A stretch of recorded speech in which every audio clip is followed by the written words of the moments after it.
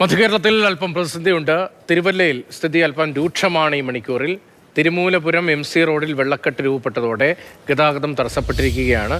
മാത്രമല്ല, തിരുവല്ല മേഖലയുടെ രണ്ട് വശവും രണ്ട് ഭാഗങ്ങളും താഴ്ന്ന സ്ഥലങ്ങളാണ്. ആ മേഖലയാകെ ഒരു നിരപ്പിലുള്ള പ്രദേശമാണെങ്കിലും തിരുവല്ല ടൗണാണ് അല്പം ഉയർന്നു നിൽക്കുന്നത്. രണ്ട് ഭാഗവും വെള്ളത്തിലാണ്. MC റോഡിലൂടെയുള്ള ഗതാഗതം തടസ്സപ്പെട്ടിട്ടുണ്ട്. നഗരത്തിൽ ഉള്ളവർക്കും ഒക്കെ ദീർഘദൂരം ഇങ്ങോട്ടും പോകാൻ കഴിയാത്ത സാഹചര്യമാണ് ഉള്ളത്. ആ ദൃശ്യങ്ങൾ കാണാം. ആകാശ ദൃശ്യങ്ങളിൽ വ്യക്തമാണ് എത്രത്തോളം വലിയ പ്രതിസന്ധിയാണ്. നമ്മുടെ നാട്ടിൽ വീണ്ടും പ്രളയസമാനമായൊരു സാഹചര്യം, ചിലയിടങ്ങളിൽ പ്രളയം എന്ന് പറയാൻ കഴിയുന്ന, വിശേഷിപ്പിക്കാൻ കഴിയുന്ന അവസ്ഥയാണ്. റോഡ് കണക്ടിവിറ്റിയൊക്കെ നഷ്ടപ്പെടുന്നൊരു സാഹചര്യമുണ്ട്. ഇന്നൽപ്പം മഴ കുറഞ്ഞു എന്നൊരാശ്വാസമുണ്ട് എങ്കിലും പ്രതിസന്ധിക്ക് അയവുണ്ടായിട്ടില്ല. തിരുവല്ലയാണ് ഇപ്പോൾ വളരെ പ്രധാനപ്പെട്ട ഫോക്കസ് പോയിന്റായി എന്ന് നിൽക്കുന്നത്. സമീപ പ്രദേശങ്ങളിൽ അപ്പർ കുട്ടനാടൻ മേഖലയിൽ പമ്പാ നദി ഒഴുകുന്നതിന് സമീപത്ത് അപ്പർ കുട്ടനാടൻ മേഖലയിലും വലിയ പ്രതിസന്ധിയുണ്ട്. ആറന്മുള ഉൾപ്പെടെയുള്ള പാടശേഖര മേഖലയിലും നിരന്ന പ്രദേശങ്ങളിലുമൊക്കെ വലിയ പ്രതിസന്ധി ഇപ്പോഴും തുടരുകയാണ്. അരുൺ ശങ്കർ വിവരങ്ങളുമായി. അരുൺ, ഇപ്പോൾ എവിടെയാണുള്ളത്? എന്താണ് ഇപ്പോഴത്തെ അവസ്ഥ? വെള്ളം അല്പമെങ്കിലും താഴുന്നുണ്ടോ, ഇറങ്ങുന്നുണ്ടോ? ഗതാഗതം പരിപൂർണമാക്കാൻ കഴിയുന്നുണ്ടോ? സാധാരണയിലേക്ക് ജനജീവിതം എത്തിക്കാൻ കഴിയുന്ന അന്തരീക്ഷത്തിലേക്ക് വരുന്നു എന്ന തോന്നലെങ്കിലും ഉണ്ടോ ഈ സന്ധിയിൽ? തിരുവല്ല തിരുമാലപ്പുരത്ത് മഴ മാറി നിൽക്കുന്നുണ്ട്. പക്ഷേ ഇവിടെ വെള്ളക്കെട്ട് കാരണം റോഡ് ഗതാഗതം ഭാഗികമായിട്ട് തടസ്സപ്പെട്ടിരിക്കുകയാണ്. നമുക്ക് ദൃശ്യങ്ങളിൽ നിന്ന് കാണാൻ കഴിയും. വാഹനങ്ങളൊക്കെ വളരെ പണിപ്പെട്ടാണ് അങ്ങോട്ടും ഇങ്ങോട്ടും പോകുന്നത്. ഇത് പ്രധാനപ്പെട്ട പാതയാണ്. MC റോഡാണ്. കോട്ടയത്തേക്കും തിരുവനന്തപുരത്തേക്കും വാഹനങ്ങൾ പ്രധാനമായിട്ടും പോകുന്നത് ഈ പാതയിലൂടെയാണ്. ഈ പാതയിലാണ് മണിമലയാറിനോട് ചേർന്ന പ്രദേശത്ത് വലിയ രീതിയിലുള്ള വെള്ളക്കെട്ട് ഉണ്ടായിരിക്കുന്നത്. വാഹനങ്ങളൊക്കെ തന്നെ രണ്ട് ഭാഗത്തേക്ക് പോകാൻ നന്നേ പണിപ്പെടുന്നുണ്ട്. ഈ വെള്ളക്കെട്ട് മറികടക്കുന്നതോടുകൂടി വാഹനങ്ങൾക്ക് ചില നാശനഷ്ടങ്ങളും ഉണ്ടാകുന്നുണ്ട്. അതിന്റെ തെളിവുകളും ഇവിടെ ഉണ്ട്. കാരണം ഈ വെള്ളക്കെട്ട് തീരുന്നിടത്ത് നമുക്ക് കുറച്ച് നമ്പർ പ്ലേറ്റുകളും അതോടൊപ്പം തന്നെ വീൽ കപ്പുകളും ബമ്പറും ഒക്കെ ആയിട്ട് ഇങ്ങനെ ഒന്നുകൂടി കിടക്കുന്നത് കാണാം. ഇത് ഈ വഴി, അതായത് ഈ വെള്ളക്കെട്ട് വഴി പോയ വാഹനങ്ങളുടെ ആണിത്. ഒരുപാട് നമ്പർ പ്ലേറ്റുകളുണ്ട്. ആ നമ്പർ പ്ലേറ്റുകളാണ് ഇവിടെ ഇട്ടേക്കുന്നത്. അങ്ങനെ ഇത്തരത്തിലുള്ള നാശനഷ്ടങ്ങളും അല്ലെങ്കിൽ കേടുപാടുകളും വാഹനങ്ങൾക്ക് ഇതിലൂടെ കടന്നു പോകുന്നത് കൊണ്ട് വരുന്നുണ്ട്. അതോടൊപ്പം തന്നെ സമീപത്ത് വീടുകളുമുണ്ട്. ഈ സമീപത്തെ വീടുകൾക്ക് അകത്തേക്കും വെള്ളം കയറിയിട്ടുണ്ട്. ഇവിടെയാണ് ഈ റോഡിൽ നിന്ന് വെള്ളം ഈ ഭാഗത്തേക്കാണ് പോകുന്നത്. അവിടെ നിരവധി വീടുകളുണ്ട്. അവിടെ പല ആളുകളും ക്യാമ്പുകളിലേക്കോ സുരക്ഷിത സ്ഥാനങ്ങളിലേക്കോ മാറാതെ മിക്ക വീടുകളും ഇരുനിലയാണ്. അതുകൊണ്ട് തന്നെ മുകളിലത്തെ നിലയിലേക്ക് അവർ മാറി താമസിച്ചിരിക്കുകയാണ്. പക്ഷേ അധികൃതർ മുന്നറിയിപ്പ് നൽകുന്നത് വെള്ളം ഇനിയും ഉയരാനുള്ള സാധ്യതയാണ്. കാരണം മുകളിൽ നിന്ന് വെള്ളം ഒഴുകി വരുന്നുണ്ട്. മണിമലയാറ്റിൽ കൂടെ വെള്ളം കൂടുതലായിട്ട് വരുന്നുണ്ട്. അപ്പോൾ വെള്ളം ഇനിയും ഉയരും. അതുകൊണ്ട് സുരക്ഷിത സ്ഥാനങ്ങളിലേക്ക് മാറണം എന്നുള്ളൊരു ആവശ്യം അവർ ഉന്നയിച്ചിട്ടുണ്ട്. എന്തായാലും ഇവിടുത്തെ അവസ്ഥ കുറച്ച് മണിക്കൂറുകളായി ഇതാണ്. മഴ മാറി നിൽക്കുന്നുണ്ടെന്നുള്ളത് വലിയ ആശ്വാസമാണ്. പക്ഷേ ഇപ്പോഴും വെള്ളം ഉയരുന്നുണ്ട്. വലിയ വെള്ളക്കെട്ടുകൾ രൂപപ്പെട്ടിട്ടുണ്ട്. അത് ഗതാഗതത്തെയും ജീവിതത്തെയൊക്കെ തന്നെ പ്രതികൂലമായി ബാധിച്ചിട്ടുമുണ്ട്. അരുൺ ശങ്കറാണ് വിവരങ്ങൾ നൽകിക്കൊണ്ടിരുന്നത്. തിരുമൂലപുരത്ത് നിന്നാണ് വിവരങ്ങൾ നൽകുന്നത്. അരുൺ, വലിയ പ്രതിസന്ധിയാണല്ലോ ആ മേഖലയിലാകെ. ഇന്നിപ്പോൾ അന്തരീക്ഷം അല്പം മെച്ചപ്പെടുന്നു എന്ന് പറഞ്ഞുകൂടെ? അങ്ങനെ ഒരു അവസ്ഥയില്ലേ? മഴ അല്പം മാറുന്നില്ലേ? അതോ വീണ്ടും രാത്രിയിൽ ശക്തമായ മഴയ്ക്കുള്ള സാധ്യതയുണ്ടോ? വെള്ളം ഇറങ്ങിപ്പോകാനുള്ള സാധ്യതയുണ്ടോ? എന്താണ് അവസ്ഥ? മഴ മാറി നിൽക്കുകയാണ്. മഴ പെയ്തിട്ട് കുറച്ച് നേരമായിട്ടുണ്ട്. ഞാൻ പാലയിൽ നിന്നാണ് തിരുവല്ലയിലേക്ക് വന്നത്. ഈ വരുന്ന റൂട്ടുകളിലൊന്നും തന്നെ മഴ പെയ്തിട്ടില്ല. അത് വലിയ ആശ്വാസം തന്നെയാണ്. വെയിൽ വീണിട്ടുണ്ട്, വെയിലുണ്ട്, നല്ല ചൂടുണ്ട്. പക്ഷേ വെള്ളക്കെട്ടുകൾ ഇങ്ങനെ പല ഭാഗത്തായി രൂപപ്പെട്ടിട്ടുണ്ട്. ആ വെള്ളക്കെട്ടാണ് ഈ ഗതാഗതത്തെ വല്ലാതെ ബാധിച്ചിരിക്കുന്നത്. രാത്രിയിലും ഈ ഒരു കാലാവസ്ഥയിൽ മഴ ഉണ്ടാകാനുള്ള സാധ്യത തീരെക്കുറവാണ്. നമുക്ക് കാണാം, ആ ചേട്ടൻ ഒരു ഇരുചക്ര വാഹനം തള്ളിക്കൊണ്ട് വരുന്നത്. ഈ ഇരുചക്ര വാഹനങ്ങൾ ഈ വെള്ളക്കെട്ടിലൂടെ പോകുക എന്ന് പറയുന്നത് വലിയ സാഹസമാണ്. ഓടിച്ചു പോയി കഴിഞ്ഞാൽ ഉറപ്പായിട്ടും അവിടെ വീണു പോകാനുള്ള അവസ്ഥയാണ്. അതുകൊണ്ടാണ് ഇറങ്ങി തള്ളിക്കൊണ്ട് വരുന്നത്. അതിന് മറ്റെന്തെങ്കിലും പ്രശ്നം ഉണ്ടായിട്ടുണ്ടോ എന്ന് അറിയില്ല. അതിനിടയ്ക്ക് ഒരു KSRTC ബസ് വരുന്നുണ്ട്. ആ KSRTC ബസ്സും വളരെ പാടുപെട്ടാണ് മുന്നോട്ടേക്ക് കൊണ്ടുവരുന്നത്.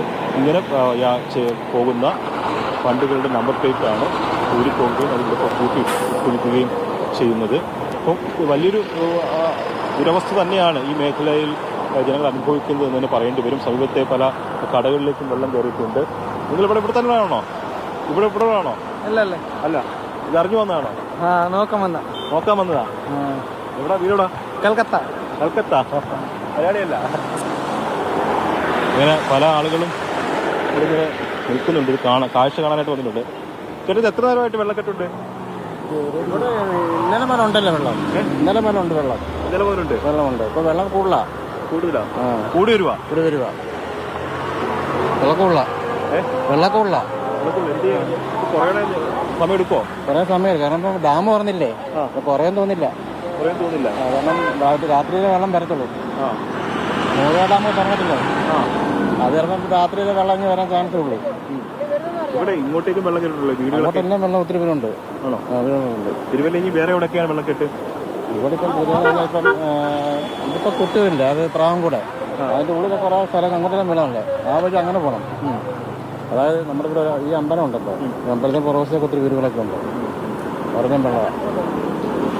അതൊക്കെ ചെറിയ ഇടവഴിയാണ്, ഇത് പോക്കറ്റ് വഴിയാണ്. ഇതാണ് ഇവിടുത്തെ അവസ്ഥ. ഇത് കുറച്ച് നേരമായിട്ട് തന്നെ ഇന്നലെ മുതൽ ഇവിടെ വെള്ളക്കെട്ടുണ്ടെന്നാണ് പറയുന്നത്. ആ വെള്ളക്കെട്ടിലൂടെയാണ് ഈ വാഹനങ്ങളൊക്കെ പോകുന്നത്. നേരത്തെ പറഞ്ഞ പോലെ വാഹനങ്ങൾക്ക് നാശനഷ്ടങ്ങൾ ഉണ്ടാകുന്നു എന്നുള്ളതാണ് ഇവിടുത്തെ ഒരു പ്രധാനപ്പെട്ട പ്രശ്നം. അതുപോലെ തന്നെ ഈ സമീപത്തെ വീടുകളിലേക്കും ആളുകൾക്ക് പോകാൻ കഴിയുന്നില്ല. അവിടെയുള്ള ആളുകളൊക്കെ തന്നെ ഇവിടെ ബുദ്ധിമുട്ടുന്നുണ്ടെന്നാണ് മനസ്സിലാക്കുന്നത്. ചേട്ടാ എങ്ങനെയുണ്ട്?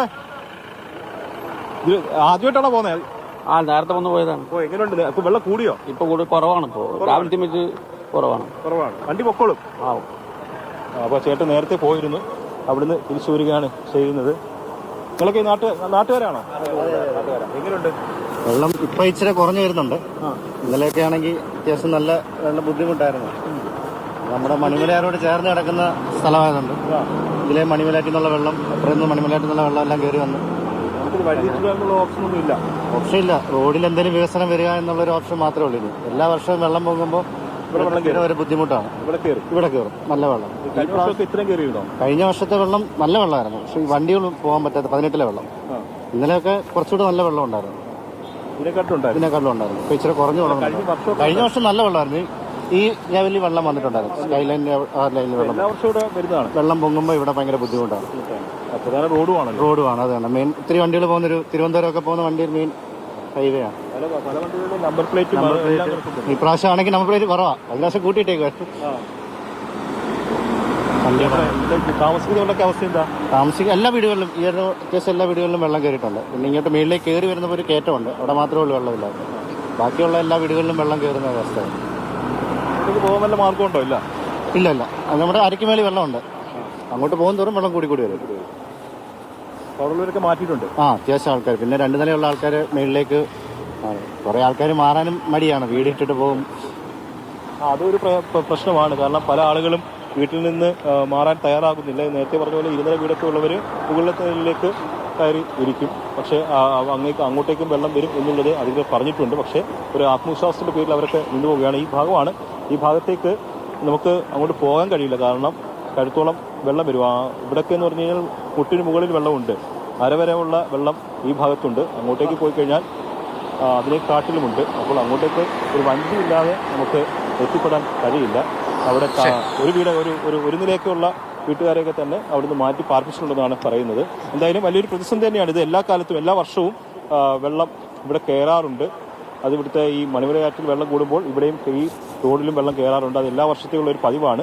പക്ഷേ ഇപ്രാവശ്യം കുറച്ചുകൂടി രൂക്ഷമാണ് ആ വെള്ളക്കെട്ട് എന്നുള്ളതാണ് നാട്ടുകാർ പറയുന്നത്. എന്തായാലും ഗതാഗതത്തെ പ്രതികൂലമായി ബാധിച്ചിട്ടുണ്ട്. തിരുവല്ലയിൽ വലിയ പ്രതിസന്ധിയുണ്ട്. ആ പ്രതിസന്ധി ഇപ്പോഴും തുടരുകയാണ്. നേരത്തെ ഉള്ളതിനേക്കാൾ അല്പം വെള്ളം കുറഞ്ഞിട്ടുണ്ട്, പക്ഷേ ആ മേഖലയിൽ ആകെ പ്രതിസന്ധി തുടരുകയാണ്. പല വീടുകളിലും വെള്ളം കയറിയ അവസ്ഥ ഇപ്പോഴും തുടരുകയാണ്. ഇപ്പോൾ അപ്പർ കുട്ടനാട്, ലോവർ കുട്ടനാട്, അതിന് മുകളിലുള്ള ഭാഗം, ഈ ഭാഗത്തെല്ലാം വലിയ പ്രതിസന്ധിയാണ്. തിരുവല്ല അടക്കമുള്ള അതിൻ്റെ മേൽഭാഗത്തെ ആ പ്രദേശത്താകെ മധ്യകേരളത്തിലാകെ വലിയ പ്രതിസന്ധി ഇപ്പോഴും തുടരുകയാണ്. അവിടുത്തെ ഒരു ഭൂപ്രകൃതിയും അതിന് വലിയ വെല്ലുവിളിയായി നിലനിൽക്കുകയാണ്. ജലം ഒഴുകി വരുമ്പോൾ എല്ലായിടത്തേക്കും പരന്നൊഴുകുന്ന തരത്തിലുള്ള നിരപ്പായ പ്രദേശമാണ് ഭൂരിപക്ഷം ഇടങ്ങളിലുമുള്ളത്. അതും വലിയ പ്രതിസന്ധിയായി തുടരുകയാണ്. MC റോഡ് ഉൾപ്പെടെ ഗതാഗതത്തിലും ചില പ്രതിസന്ധികൾ തുടരുകയാണ്.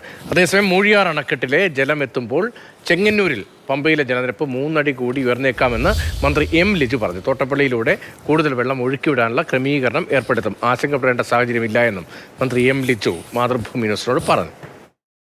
ഇപ്പോൾ നിലവിലെ മൂഴിയാർ ഡാം കൂടി തുറന്നിരിക്കുന്ന സാഹചര്യത്തിൽ ഒരു 4 മണിക്കൂറിനുള്ളിൽ കൂടുതൽ ജലം ഇങ്ങോട്ട് എത്തിച്ചേരുവാൻ നമ്മുടെ ജില്ലയിലേക്ക് എത്തിച്ചേരുമെന്നാണ് വിലയിരുത്തുന്നത്. അത് പമ്പാ നദിയിലെ ജലനിരപ്പ് ഉയർത്തും.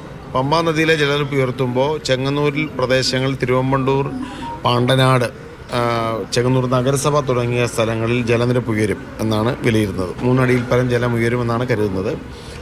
അത് കാർത്തിപ്പള്ളി താലൂക്കിനെയും ബാധിക്കും. അപ്പോൾ അവിടെയെല്ലാം തന്നെ അടിയന്തര നിർദ്ദേശം നൽകിയിട്ടുണ്ട്. എത്രയും പെട്ടെന്ന് വൈകുന്നേരം ക്യാമ്പുകൾ തുടങ്ങാൻ ആവശ്യമായ നടപടി സ്വീകരിക്കണം. വീതി കൂട്ടുന്നതിനെ കുറിച്ച് ആലോചിക്കുന്നു. തീർച്ചയായും അത് ആഴം കൂട്ടൽ പ്രക്രിയ നടക്കുകയാണ്. കൂടുതൽ ജലം ഒഴുകി പോകാൻ ആവശ്യമായ നടപടി സ്വീകരിക്കണം. ഇപ്പോൾ ഇന്നിവിടെ നമ്മൾ വൈകുന്നേരത്തെ ഒരു സാഹചര്യത്തെ നേരിടാൻ ആവശ്യമായ മുന്നൊരുക്കങ്ങൾ നടത്തിയിട്ടുണ്ട്. 2018 ആവർത്തിക്കുമോ എന്നുള്ള ഭീതിയിലാണ് ജനങ്ങളുള്ളത്. അല്ല, അങ്ങനെ നിലവിൽ അത്തരമൊരു സാഹചര്യം ഉണ്ടാവില്ല എന്നുള്ളതാണ് നമ്മുടെ വിലയിരുത്തൽ. ജലനിരപ്പ് നിലവിലുള്ള ജലൊഴുക്ക് പ്രകാരം ഏത് അടിയന്തര സാഹചര്യത്തെ നേരിടാൻ ആവശ്യമായ മുന്നൊരുക്കങ്ങൾ നടത്തിക്കൊണ്ടിരിക്കുകയാണ്. അതിനുവേണ്ടിയാണ് നേരിട്ട് വന്ന് പ്രിക്കോഷൻസ് എടുത്തിട്ടുണ്ട്.